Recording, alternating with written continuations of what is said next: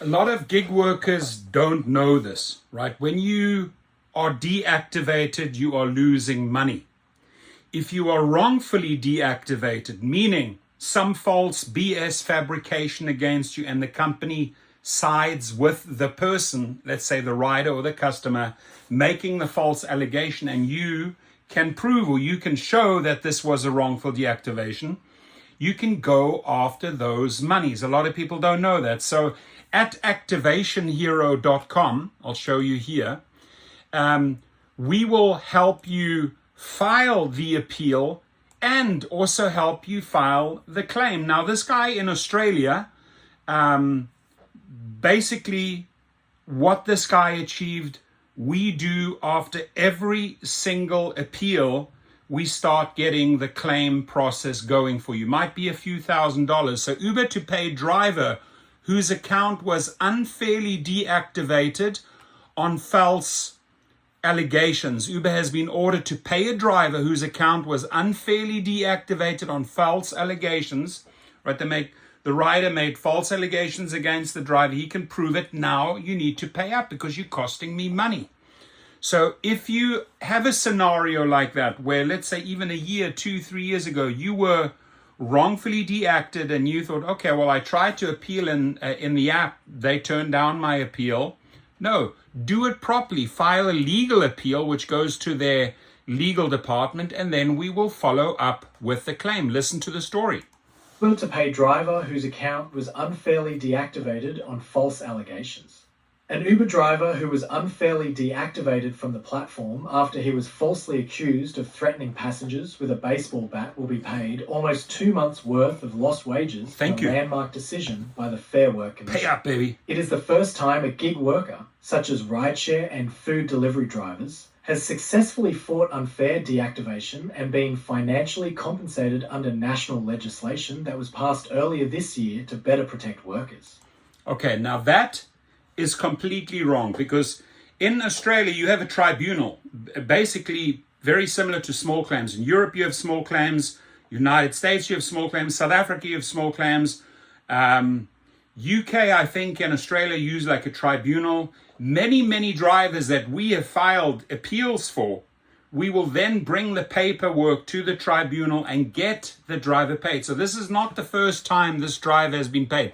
Maybe using a specific organization.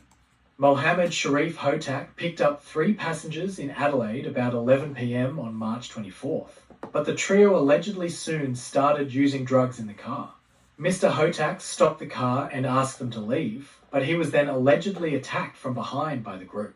He reported the alleged incident to Uber and SA police, but one of the passengers then alleged Mr. Hotak had threatened them with a baseball bat. That led to the rideshare company issuing a preliminary deactivation of his account on March 29th. Via the Transport Workers Union, he applied to the Fair Work Commission for an unfair deactivation remedy after he was issued a final deactivation notice on April 8th. Uber reactivated his account on May 19th and argued there was no need for an unfair remedy, but the Commission disagreed. Claims that Mr. Hotak threatened his passengers with a baseball bat were also unfounded, the Commission concluded.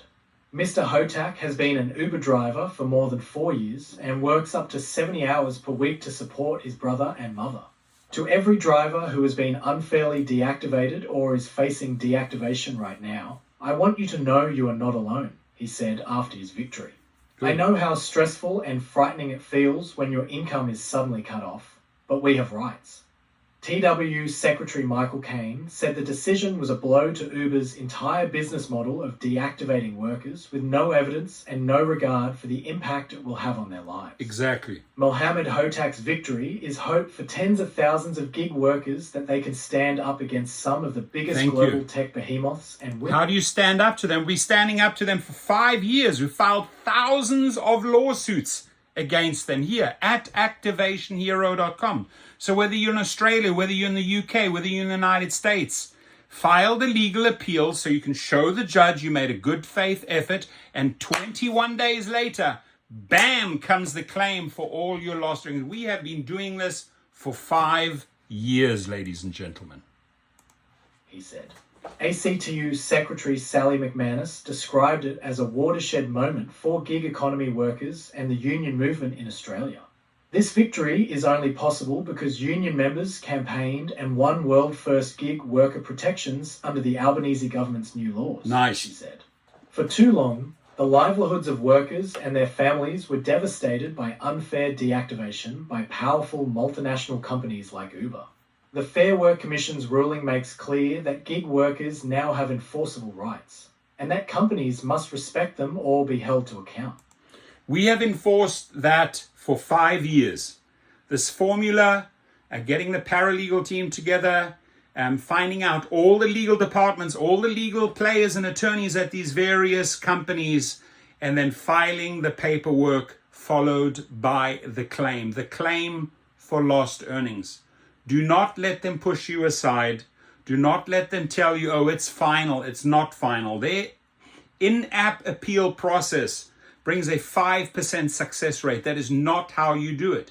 You have to use a company that deals directly with the attorneys. We do that very, very effectively with a 75 to 80% success rate at activationhero.com. Thank you. And I appreciate this great report. This is great reporting because it gives a lot of drivers hope, right? You're not alone. There's a lot you can do. And we will help you at activationhero.com. Thank you.